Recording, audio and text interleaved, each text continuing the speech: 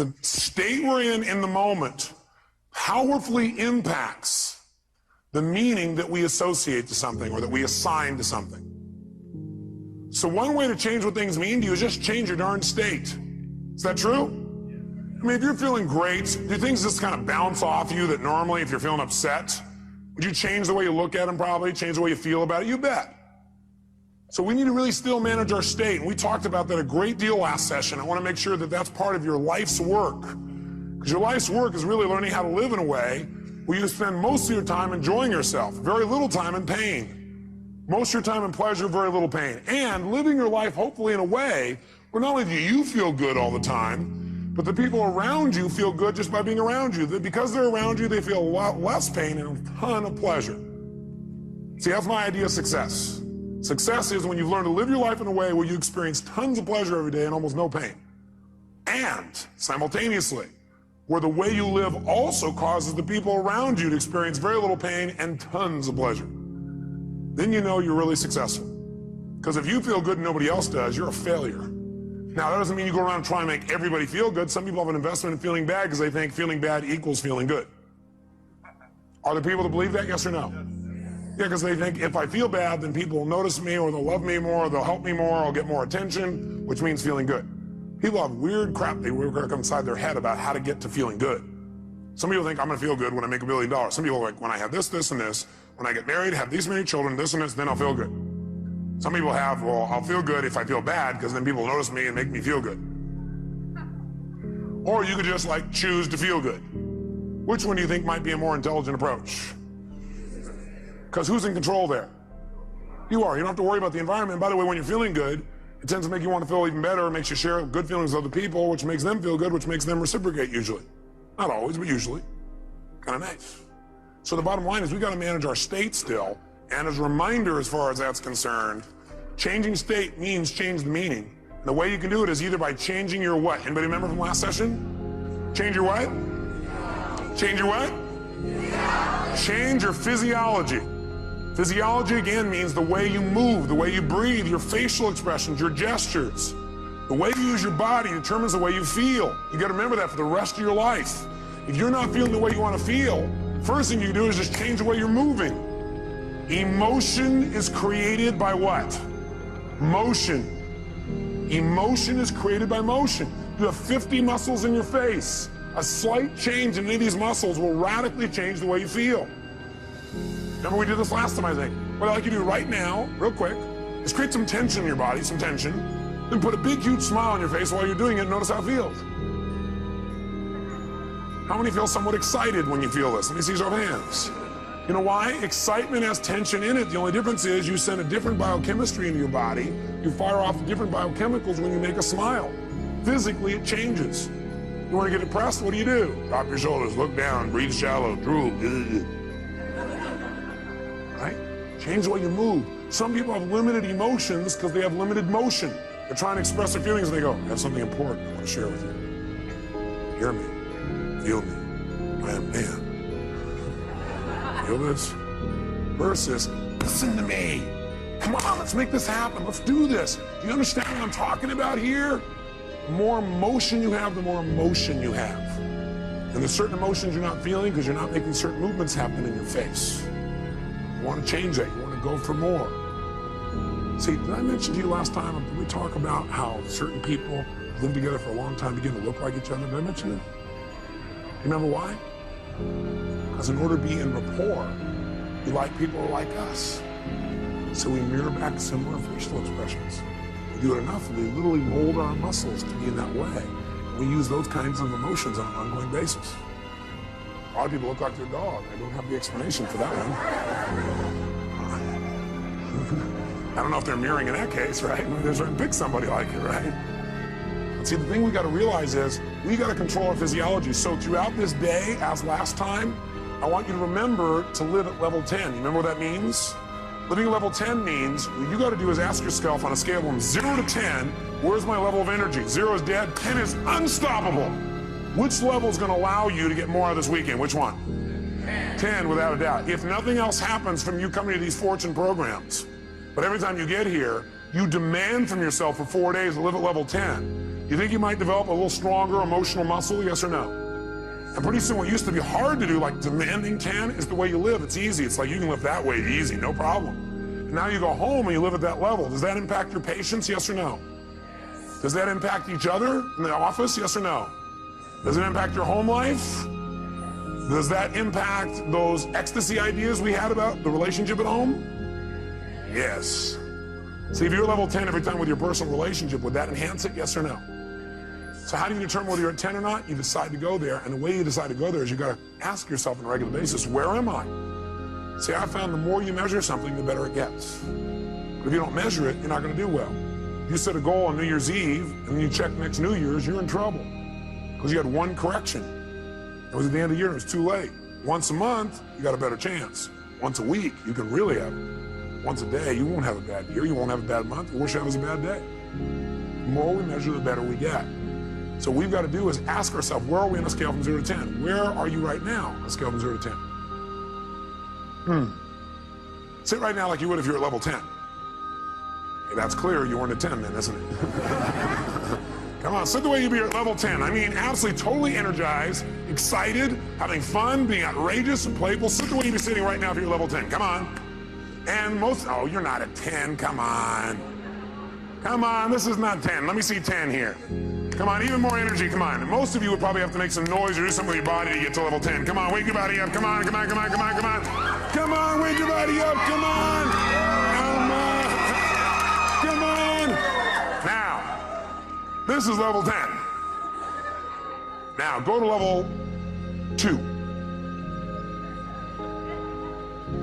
And imagine trying to learn in this pace for the next 3 days. Go back to level 10. Come on, go, go, go, go, go, go, go, go. Come on, come on, come on, come on, come on, come on, come on, come on, come on, come on. Now, I want you to commit you're not going to drop below level 8 for the rest of the weekend. Are you willing to do that? Yes or no? Yes or no? Great. Now, if it's tough to stay at level 10, you want to push yourself to level 20. So just as a reminder, stand up. Remember how we do this? We put ourselves in a yes state. All remember what that means? Good. Then what I want you to do right now is take off your jacket. You have that. Not your blouse, ma'am, just the jacket. And we're going to put ourselves in that yes state. We're going to put ourselves in that state I talked about last time. Remember I gave you a metaphor the last time we were together, a reminder. I said there's a puddle of water here in front of me, and I'm an old person. I come up to that water, what will I do? No, not just walk around it, I'll walk around it and bitch about it while I walk around it. Okay. But if I'm a kid, how do I deal with a puddle? That's right, yes, boom, that's the state we're going in. All those who want to do that for the weekend say aye. If you were in that state and somebody like came along and said, yeah, how do kids feel with that? They go, yeah. Would that be a healthier response than going, it's okay. I'm looking for new ways to hiss and get this person. Would that be more healthy, yes or no? Sure, it's more playful, it's more outrageous. Next time somebody is real bitchy, just get real bitchy back, we'll do it funny. Will that break their pattern? Yeah, you might piss them off even more. Well, at least we're moving them in some direction. So when I say now, what you're gonna do is you're gonna wake your body up like a little kid again, you're gonna scream, wait. You're gonna scream and yell and be totally outrageous like a kid. If you weren't here before, you'll catch on quick. Then, at the peak of our being totally bizarre, weird, outrageous, playful, seductive, fun, adventurous, and outrageous again, what we're gonna do at the peak of that is we're gonna go and we're gonna clap our hands and say the word yes right at that moment. And when you clap your hands and say yes at that moment, your job is creating more energy, more excitement, more outrageousness than the moment before. We'll do it faster and faster. At the end, we'll do the will clap. But what I want you to do is go to level 20 on this. On a scale from 0 to 10, you're gonna go to level 20. You go, that's impossible, that's why we're going to do it. Because also, once you've been to level 20, level 10 feels like you're relaxing by contrast. Okay, first let's just try the word yes strongly and notice how it feels again. Ready? Yes! Say it again stronger. Yes! Oh, even stronger. Yes! One more time. Yes! Does that feel pretty good? Yes! Okay, good. Now, let's put it all together. Be a little kid again, be outrageous, create some energy, come on.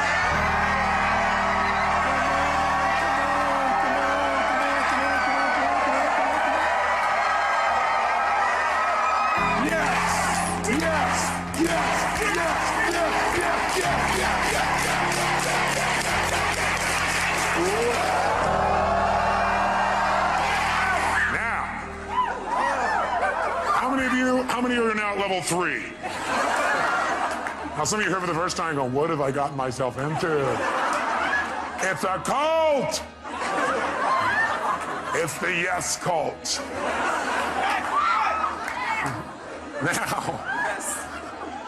Now, how do you get a muscle? You push yourself beyond what's comfortable and you do it consistently. And that creates growth. So we're gonna do it again. I barely survived the first one. Let's try it again. Ready? Wake your body up. Be outrageous. Come on.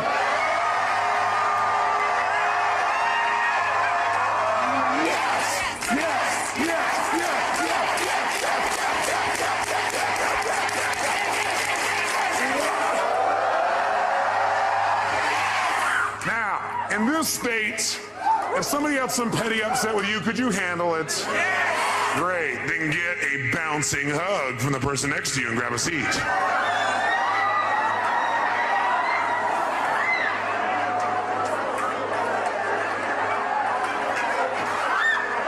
And grab a seat. All right. We said there were 2 ways, though, that we could change our state. One was to change our what now? Nice and loud. Or the other is to change our focus. Change the way we're representing things to ourselves. Like picturing things in our head is one way we focus. Somebody doesn't show up on time, we picture in our head, I'll see why, because they're out there messing around, because they don't care about me, because this and this and this. Another way we focus is by what we say to ourselves. We represent, oh, well, they're not doing it probably because they don't really love me. And we talk to ourselves in certain ways. We get all these negative feelings. But if we change what we focus on, we change what we feel. If you think of something you're afraid of and you focus on it, will you feel it? You bet. If you wanted to feel depressed right now, how many could pull it off? No problem. How would you do it? You remember, don't you? A little reminder here. Just put yourself in a lousy physiology. Or, easily, another way you could do it, of course, mess up your biochemistry, eat in a way that drops your blood sugar through the floor. Or how else could you pull it off? All you have to do is think of something that once happened that made you feel bad. Something from the past, and remember it again. That seems very intelligent, doesn't it? And feel bad about it once again. How many of you would go to a movie that was terrible over and over and over and over again? How many would think that would be real intelligent? Let me see your hands. But if you, one of your friends said, yeah, I'm going to this movie, I hate it, sucks, I'm going back there again. You go, how many times have you been to this movie? About 4,000. What would you probably ask them? Why would you go back there? Well, because I have to. Would you believe them? I don't believe you either when you tell me that. But I always believe in you because I know you know better. You don't need to go to those movies anymore. They're a bunch of myths anyway, made by poor directors. Lousy writers, lousy producers. You're a better producer, director, and writer now. You're probably even a better actor or actress. So why not create it the way you want it instead of seeing the same old movies over and over again? Most producers I know don't sit and watch their worst movies over and over and over again and feel bad about them again. What most of them do is they go, that was part of my learning experience. Time to move on. How else could you feel bad, by the way? You could do it currently, couldn't you? All you have to do is think of something you think you've lost that maybe hasn't even happened. Or think of something that you want but you're not getting right now. Feel bad about it. Or you could think of something that hasn't even happened yet and feel bad about it in advance. Couldn't you do that? Like, oh my God, and focus on what if this happens? Oh God, it feels terrible, oh gosh. Remember, a coward dies 1,000 deaths. A courageous man or woman only once. Because a coward runs through the head 8 million times. It feels like they died 8 billion times. You have any faith, any courage, that if it really ever does happen, you'll just deal with it once. You feel the pain only one time instead of stacked over and over and over and over again. You want to feel good? Could you do that? Sure. Would a producer go back to some of their best movies and see them again, do you think? Yes or no? Would they even share some of those movies with their friends? You know what some people do? Some people actually take the worst movies of the past and go share them with their friends, their worst movies. Tell them all about all the gory details of it. And the friend goes, yeah, that's really great. Yeah. But see, a real great producer director shows them their current films, shows them some examples of films that are about to come called previews. Previews are rather exciting usually. Or they show them the best films of their past and share those with them so the people get to enjoy more of their life. Maybe even learn something, you know? But you can remember something that once happened that was great. feel good about it. You can think of something right now that you can feel great about, or you can think of something that hasn't even happened yet and feel good about it in advance. What determines what you focus on, though, is one thing: the questions you ask yourself. Questions you ask yourself determine what you focus on in that moment. What questions you ask are usually controlled by your beliefs. Because you could ask any question, but unless you do it consciously, you'll just ask the same questions that are in alignment with your old beliefs, your old belief systems. So the bottom line is we've got to ask better questions. And I will tell you the question I want you to learn to ask the next time you get upset with someone. This is the first question I would ask myself if I were you. What else could this mean? What else could this mean? I will know a person is intelligent when I say this and this happened. I started to get upset, then I thought to myself, well, what else could this mean? You know, maybe it doesn't mean what I think it means. Maybe they weren't really being harsh. Maybe what it means is they're stressed. Maybe what I'm hearing from this person about what they said about me is not true. Maybe what it really is a distortion. Not that they mean to distort, but it's a distortion. Maybe what I've heard this person said about me is a deletion. Maybe this person is generalizing. Maybe this person heard it through somebody else. Maybe that person misinterpreted what I said. Maybe this whole thing isn't accurate. Maybe it's accurate, but they're stressed. Maybe I'm just stressed right now. Maybe what this really means is I'm stressed and I need to get more resourceful and be more loving. And I can handle this. Maybe what this means is it's a chance for me to go to the next level. What else could this mean? You're only upset when you've decided on a meaning that creates an upset. So if you're feeling upset, what else could this mean? Because again, how many of you have ever thought something meant something and been upset about it later on and found you were wrong? How many have done this? So wouldn't it be smart as a first step to always ask, what else could this mean? And search for other possibilities. See, with my friends, I always do this. If I care about somebody, I always do this. And what I've learned to do is even with people I didn't so much care about or didn't even know. What else could this mean? See, that makes your whole life open up, expand. See, once you think you know what everything means, you're in deep trouble. Because when you're a kid, you know what happened? You used to have this big giant doorway. But then you became an adult. You noticed the door. You started to say, I know how this door works. And you close it a little bit. You said, I know how the world is, and you closed it more. I know the world is, and pretty soon, now you know how the world is. You absolutely know how the world is. See, when you're a kid, you didn't know how the world was. It was just amazing how big the world was. It was amazing how much wonder there was in the world. How much you could learn, how much you grow, how stimulated you were. You were stimulated by all kinds of things because you didn't know for sure what everything was. You're always curious about what things were.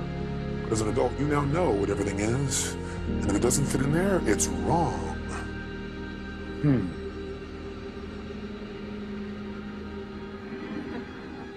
We want to open our door back open by saying, well, yeah, but what else could it mean? What else could it mean? What else could it mean? What else could it mean? What else could it mean? Feel a little freer. The other question I tend to ask myself is, do I know everything there is to know about this? Do I know everything there is to know about this? Somebody says something to you, they're really upset with you, or somebody raises their voice. That means they hate me. What else could it mean? Well, it could mean they're stressed. Could mean they don't understand. Could mean they don't even realize they're yelling. Could mean that they need some support. Could mean what I know it means. It's a cry for help. Could mean that I'm oversensitive right now. Could mean that I react to voice tonality instead of real feelings. Could mean nothing. Could just be something that came and went. Do I know everything there is to know about this? No, I don't know everything there is to know about this. I mean, there's all kinds of things that can be going on. I don't know. Opens your world again. We're going to teach you to do this in a format that makes sense. Now, the thing that happens, though, if we want to be able to really take control of our meaning is we got to pay attention to our emotions. So in your notes, write down emotions. And under emotions, in fact, you might want to write the word negative emotions. Negative emotions. Negative emotions. And then as soon as you write it down, cross it out. The word negative, anyway. What are some of your negative emotions? Tell me what they are. Fear, what else? Pardon me? Hate, what else? Anger, what else? Guilt, what else? Worry, what else? Upset, guilt, what else? Frustration. I got a question for you. Are they really negative? I'm here to tell you there's no way they're negative. Every emotion you've ever had in your life serves a purpose. The reason it's negative is you've been calling it negative instead of getting the message it's been trying to give you. Every emotion you have, including those you think of as negative, those ones you call negative emotions, I call them emotional messages. I also call them calls to action. All those negative emotions, as you used to label them, are really a call to action. Fear is a call to action. By the way, do you feel that call to action in your body when you're afraid? Yes or no? Does your adrenaline start pumping, your whole system start gearing up? Emotions are a call to action. And the call to action says one of two things has to happen in that call to action. It's a message. Every emotion is a message. A call to action. And the action and the message it's trying to give you is that you need to change either, number one, your perception of this, or number two, your current actions. Every negative emotion you've ever felt is not negative. Now, you may be overusing them, I'll agree with you. You may be indulging in them, I agree with you. You may not be getting the message from them. What's making it negative is you're not getting the message it's trying to give you. But every emotion, fear, frustration, hate, anger, guilt, all of those emotions are here to serve you if you get quick the message. What most of us do is we just indulge in the emotion. So we never get the message, and that's why it's negative, because it starts screwing up your body, because what it is a signal to act, and you're not acting. That's why you feel sick to your stomach. You're not acting. You just keep on indulging the emotion, not hearing the message. So the message is always, you must change something. Negative emotions are saying you got to change something. Either change the way you're perceiving this, change the meaning you link to this, change your perception, change your focus, or change your actions. Change what you're doing because it isn't working. That's why you're having that emotion. Don't make your emotions wrong. Appreciate them. Be grateful for them, but immediately then ask yourself, hey, what's the message that my emotion's trying to give me here? What do I need to change? My perception or my actions? Does this make sense? Yes, no? So then, how do we make use of it? Well, first of all, notice this. How do most of us deal with our emotions? Well, most of us deal with our emotions by suppressing them. In fact, before you write that down, actually, I put over here 4 ways to deal with emotions. 4 ways to deal with emotions. I think the number one way most people deal with their emotions is they try to avoid them. By the way, how effective is that? No. You might do it for a moment or two, but most people, they just try to avoid feeling. Isn't that true? People who don't like to feel negative feelings are so afraid of negative feelings, they try not to feel any feelings. Now, if you don't feel any feelings, you really are going to have some pain.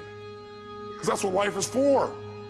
Life, part of the juice of life is expressing and feeling.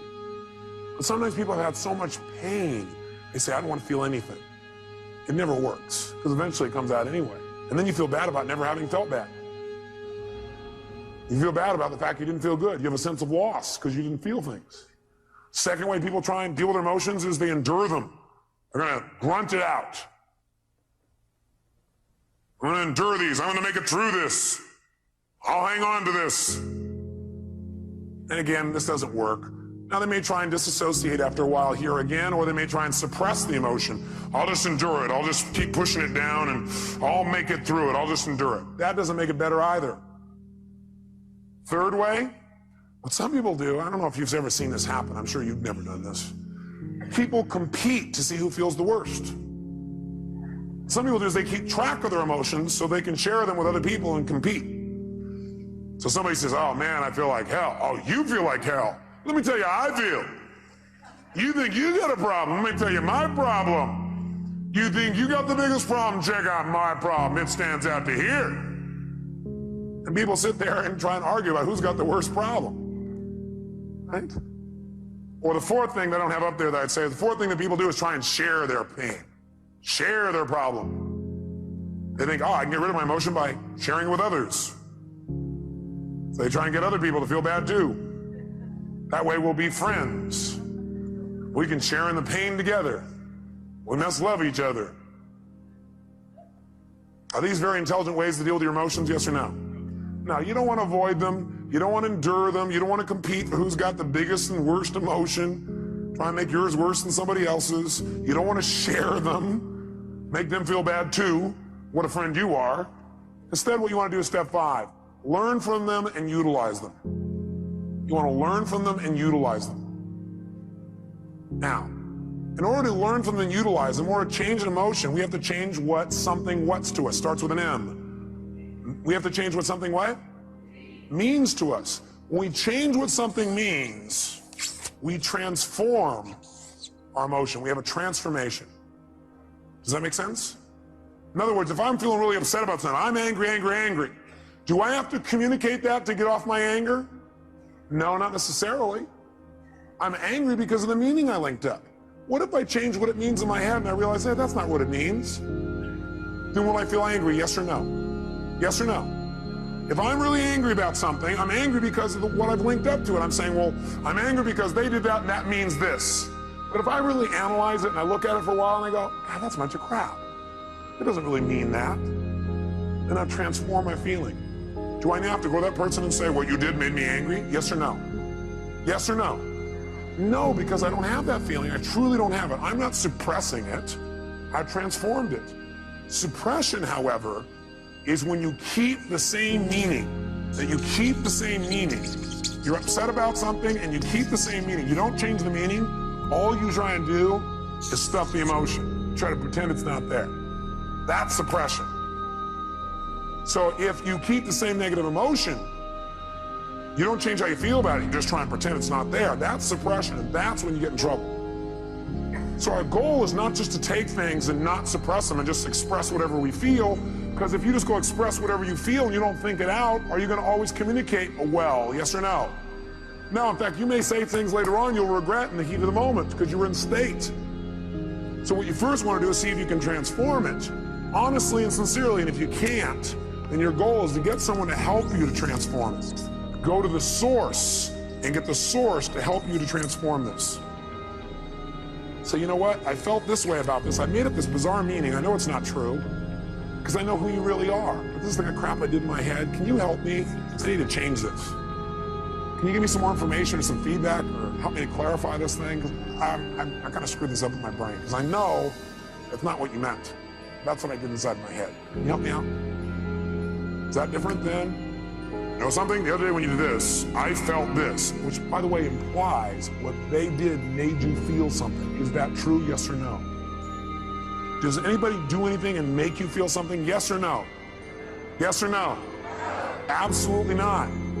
Absolutely not. Now, you have a right to feel the way you feel, but that isn't true, that it's actually what made you feel that way. You chose to make yourself feel that way. You communicated that to yourself. So instead of saying, when you did this, that made me feel this, that's implying that somebody made you do something, and that takes responsibility away from the one person who can change your life, meaning you. So I request in the future this. Nothing wrong with any of that. What we want to do is enhance it. The way we want to enhance it is come from the place of, I'm communicating because I want to transform something, and I'm responsible, not them. You know, I need your help. I need your help. The other day when this thing happened, I used that to interpret that to mean this. And I know it's not true because I know who you are. I need some clarity. Can you help me out? I got to clean this up. Me. Who's responsible? By the way, will they want to help you? Yes or no? By the way, what you're really doing here is making clear what you're really doing, which is you're doing a cry for help, maybe not crying, you're making a request for help instead of crying. Make sense? People hear this is a request for help. Do we want to help other people? Yes or no? Especially us, we're all in the helping business. That's why we do what we do. That's the bottom line. So we're going to develop a format like this where we don't suppress, we don't just express. Because you know what happens? If you just go out there and whatever you feel you express, what you really do is you vent. And then you make it right. Or you demand. See, venting and demanding does not make communication better in the long term. How many would agree with me on this? We want to go to a different level. We want to transform our communication. We want to transform what things mean to us. Now, here's what I want to be able to have you do. I want you to be able to take the emotions that you're experiencing and be able to deal with them quickly. So I want to give you 6 steps to changing or dealing with, not dealing with, but I guess utilizing is the right word. 6 steps to utilizing any emotions you feel that you used to call negative, which now I call emotional messages, or calls to what? Calls to action. Whenever you're feeling a negative emotion, which we're now going to call emotional messages, it's a call to action, and it's saying you need to change something. What do you need to change? One of 2 things. Repeat back. What are they? Change either number 1, your what? No, well, you could change your physiology, but if you are getting feedback right now, you're getting a negative emotion, that negative emotion's a message. It's saying you got to change either your perception or your actions. And your actions could be the way you're using your body or your focus or whatever. Change your perception or your actions. Now, here's what happens when you get a negative emotion or now an emotional message. Number 1, you want to identify what the emotion is. So you're starting to feel negative things. You want to identify what is the emotion. Now, when you identify the emotion, what the emotion is, like you're really upset, ask yourself, well, what am I really feeling? Underneath this, you might write down the question, what am I really feeling? What am I really feeling?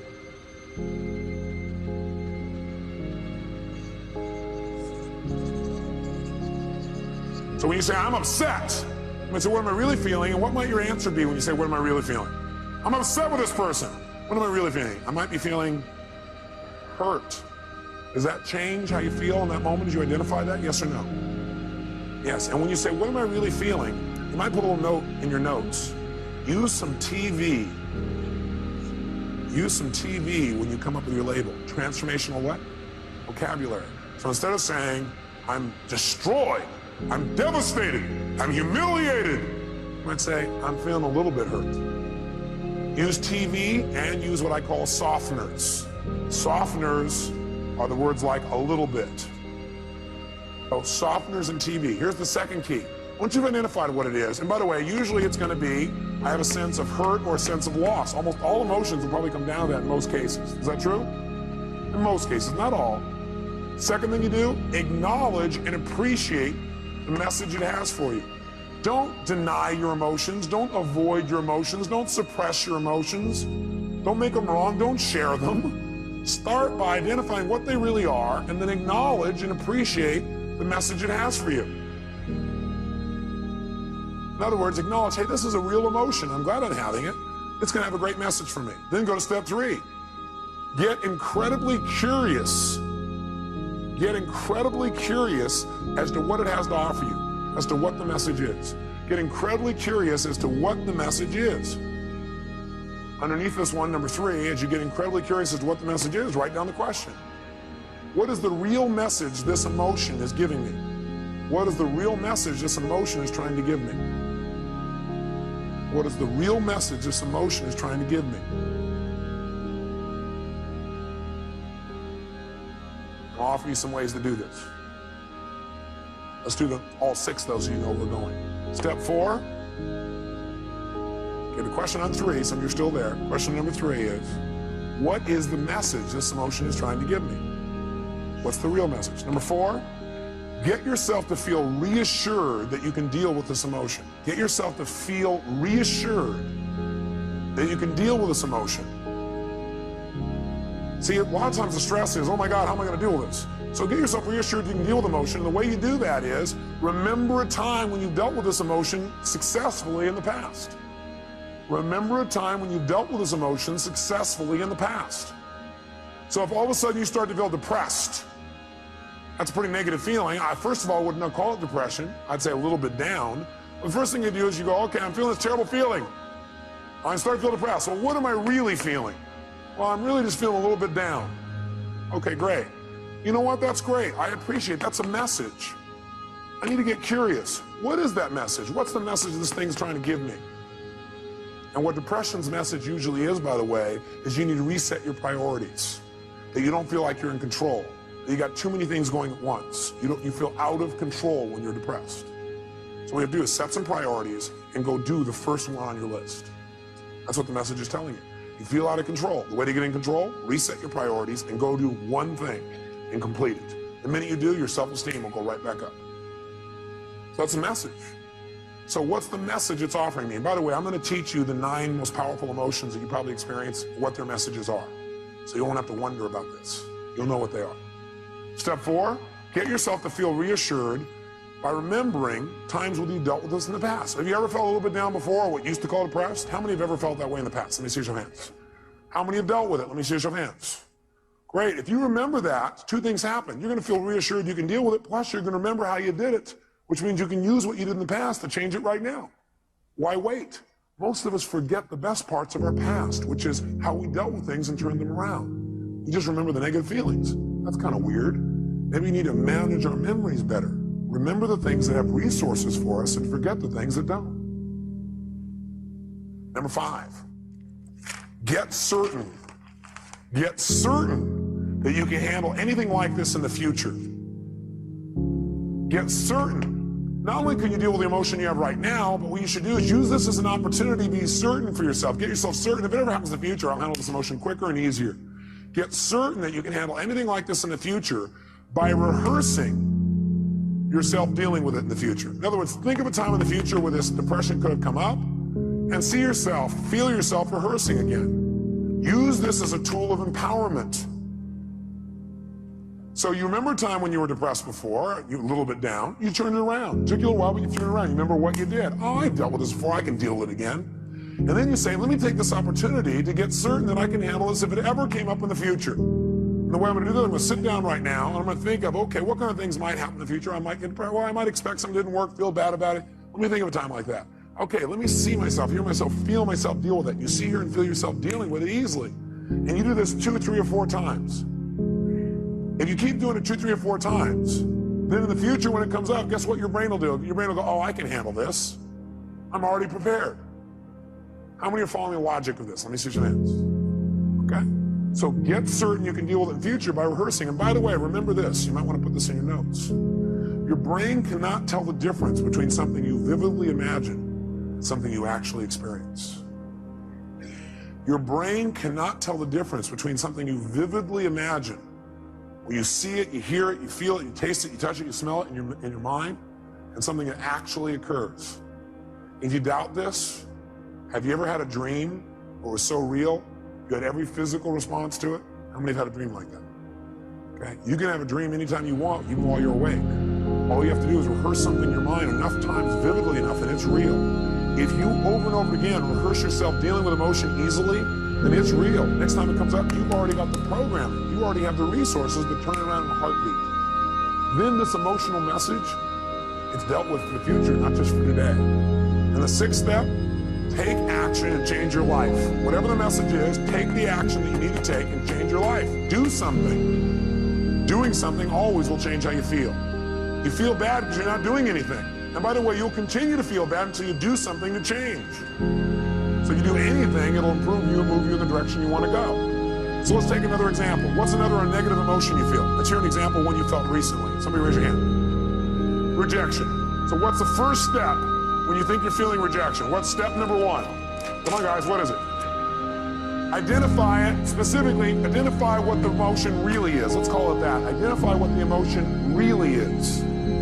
Identify what the emotion really is. So you ask yourself, what am I really feeling? So a person said rejection. What were you really feeling? Shh, don't let him answer. That's your answer. His answer was disappointment. Is that different than rejection, yes or no? Yes or no? Yes, and by the way, when he realizes he's just disappointed, it's not as intense as rejection, is it? What happened with one question? His pain just dropped. Still painful probably, but not anywhere near as intense. Am I false or true with it? Okay, great. Now, so he's disappointed. Great, so now he knows when he realizes he's disappointed, he might even add some TV or a softener here. The softener might mean, he might say, I was a what? A little bit disappointed. Well, I'm a little bit disappointed. Okay, that makes it even less. Now what does he do? Number 2, does he make himself wrong for feeling that way? Yes or no? Yes or no? What does he do? He needs to acknowledge and what else? Appreciate the fact that he's getting a very valuable message. And it's a message he needs to change something. He needs to either change his perception about it so he's no longer disappointed, or he needs to change his action so he doesn't be disappointed now or in the future. Step 3, what does he do? Get incredibly what? Like a little kid? What? Curious. When we're curious, do we learn things more? Do we learn better when we're curious? You bet. So he needs to get incredibly curious about what this message has to offer him. If you were really curious, what do you think that message really had to offer you?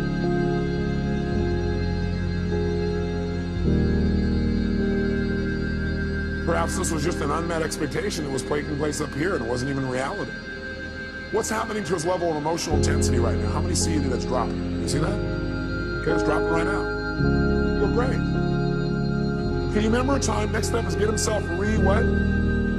Re-what? Great. And the way to do that is get him to what? Remember a time when he's dealt with it. Have you ever been disappointed before and dealt with it? Can you remember a specific time? You turned it around, made it good? Can you remember a specific one? Think for a moment, a time when you turned around and you made it great. You actually took it and made it to your advantage. Remember a time like that? How'd that feel?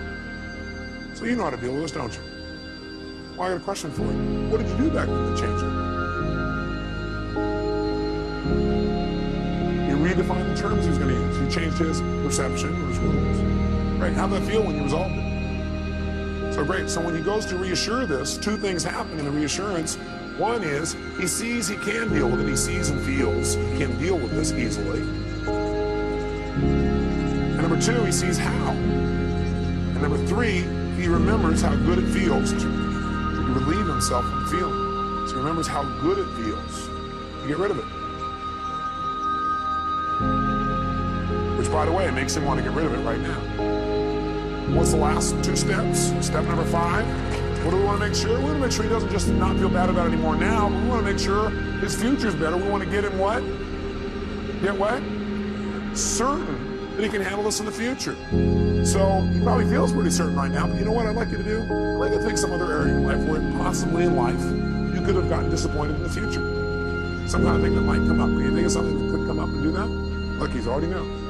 Close your eyes for a minute. And just for a moment, what I want you to do is I want you to think of that thing starting to happen. You start to get disappointed. Or feel rejected, actually, is what you did initially. Then you realize you're just disappointed, then you just handle it. See yourself handling it in the future even better than you have in the past. And notice how good it feels the minute you handle it. You feel that? Think of another time, something else that could happen in the future. Where it might have been real major disappointment. But see yourself handle it real quickly, real easy, getting off and making it work, and notice how good you feel as soon as you handle it. Do it one more time, do 3, do a third one, some other area of your life where you're really disappointed. See and feel yourself handling that real easy, real quickly. Got it. How do you feel about your ability to deal with this in the future? More confident. How many can hear his voice? You hear that? Hear the depth in his voice. The last thing is, go take action and change it. He may have already done that if it was changing your perception. Or you can go do it physically.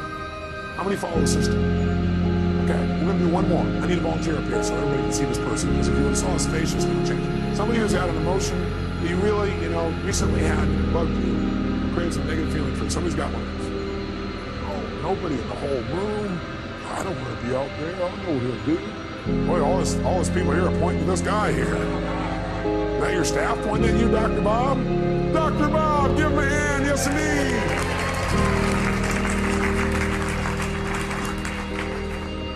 Great. There you go, sir. He's going to reward you guys for this later. He probably will, actually. Dr. Bob, what's a negative message, a negative feeling that you've had recently that you'd like to change, you really are committed to changing, that's bugging you?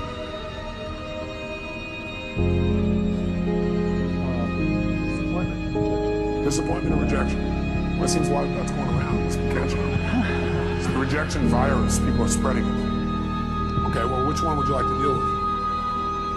Are they tied together? Well, actually, it's probably... What question did he just ask for him to say, actually, it's, he's already done step 1. What's the question he just asked? For him to already say, actually, it's, what did he ask? He first of all started to identify what the feeling really was, didn't he? And the question he asked is, what am I really what? Feeling. What are you really feeling? Anger. Anger. What's that really? Well, what that really is I was angry because I felt rejected. And I was really disappointed about what happened in the circumstance. So what's he done? He's managed to stack his negative emotions one on top of another. And by the way, this is unique to Dr. Bob. Nobody else you know does this, do they? But what are you really feeling? All that stuff, what's behind all that stuff? You just really feel what? Rejected. Rejected. Disappointed. It's discounted by... Does he look like a computer that keeps running the same program over and over again? He's a reject. He's running right back through the thing. Do you feel hurt? Yes. Yeah. Do you feel rejected or do you feel hurt? I feel hurt. You feel disappointed or do you feel hurt?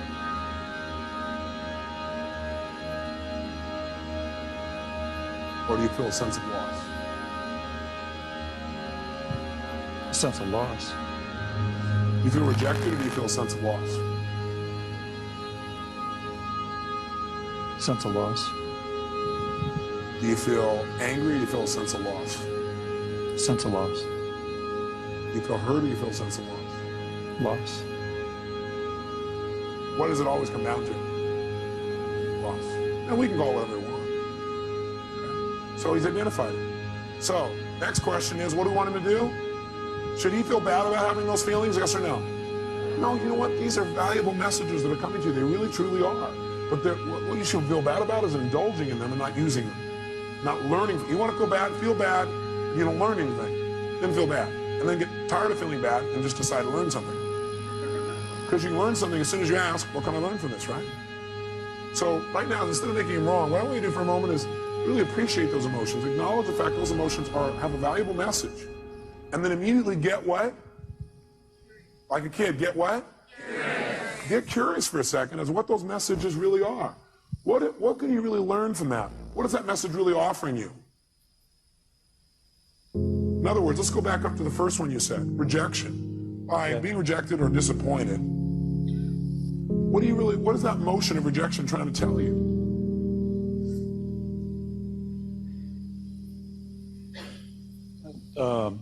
The relationship's important. Love's important.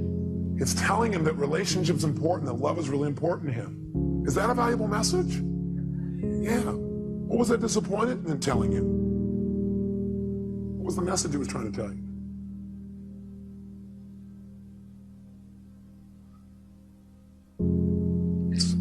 Now, a person may say, I don't know. If you did know and it had a positive message, it's always telling you to change something. It's telling you to change your perception about something, or it's telling you to change your actions. So what is that emotion of disappointment telling you? To change what? What do you need to change? How I love. How he loves. Very interesting. In what way do you need to change how you love? How it's communicated, shown. How it's communicated and shown. How do you need to communicate and show your love more effectively?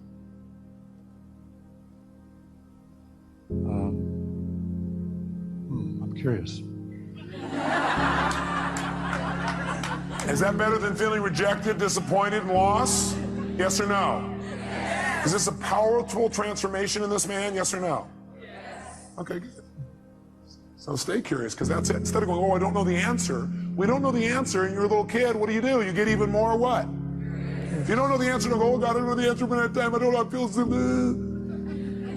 go, I'm getting more curious. You have plenty of time. This curiosity is valuable. What would you get?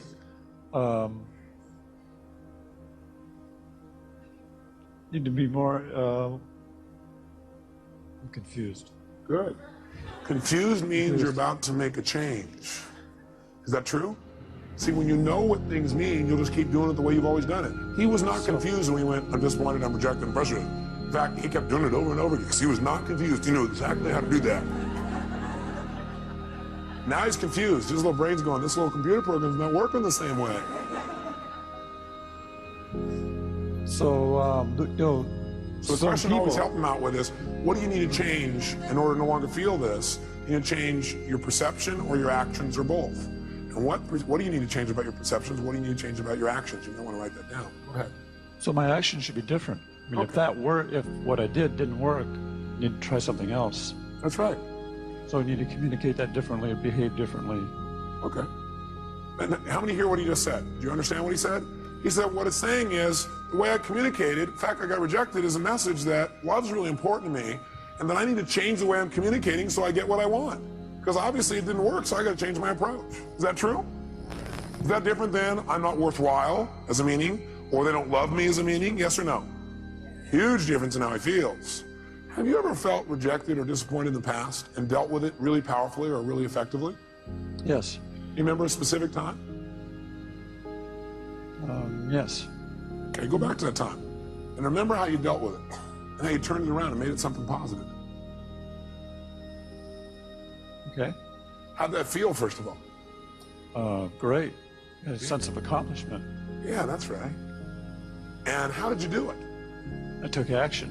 What did you do to take action? How did you do that? What did you do? I started doing things differently. Oh, great. Expressing myself differently. Did it work? Yeah. By the way, what is this doing now? It's teaching his brain, if you do this, you're going to get pleasure. What you used to do gave you what? Pain. The brain is always trying to avoid what? And move towards what? He's teaching his brain right now. He's rewiring his brain a little bit here. And by the way, I keep using these computer metaphors, and I see some of you get pained when I do that. I think it's because you think, oh, do you think I'm just a computer? No, I see you as a spiritual being who also has a filtering system. And that filtering system sometimes you allow to take control and keep you from doing what you do naturally, which is just love and appreciate other people, including yourself. Okay? So we got to deal with both sides. How it is, how we operate unconsciously, as well as who we are. We want to deal with how we operate so we can be more of who we are. Now, I'd like you to think about this for the future. First of all, you feel pretty good about you being able to deal with it right now? Yes. Yeah, and by the way, does he really look like he can deal with it now, yes or no? So think about the future. I'd like to think of some place in the future where you could have felt rejected or disappointed. Something that could come up that could cause you to feel rejected or disappointed. Okay. Okay? Close your eyes if you would, and see yourself using your skills, handling it 10 times better, quicker, more easily, turning it around right away. And feel how good it feels to turn that around. Okay. How does that feel? It was good. Can you do it? Yes. Easily or hard? I can do it. You can do it. Okay, great. So now I want you to do it. That's great. So now I want you to close your eyes. I want you to think of another time where it would come up. Only this time I want you to do it easily. I want you, there are resources inside of yourself you haven't thought of before, and I want you to do it and even enjoy it. Turn around and make it happen easier and quicker. Okay. Okay, look at, if I ask him to do it, can he do that? Yes. Yes. I'm asking him a better question. It gives him better resources. Okay. Can you see yourself handling it quicker and easier in that one? Yes. How does that feel? Great. How many see the difference and hear it in his voice? Great, let's do one more. Think of something else that could come out in the future where you could have felt rejected, disappointed, but now, heck no, you handle it really easily, real quickly, just like this. Okay. Have you already done it? Mm-hmm. Done. He's getting a little faster at this, isn't he? He's got some experience. How do you feel when you do that? Super. Super. Good.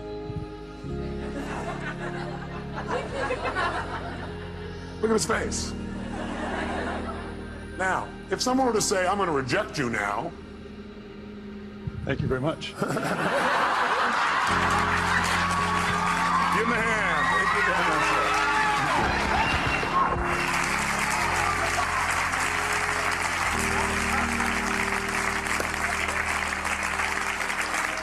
So, I want you to try this. Let me help you another step. Would it be useful instead of you saying, well, one of you were inside here trying to search around going, what does this emotion mean? I don't know what it means.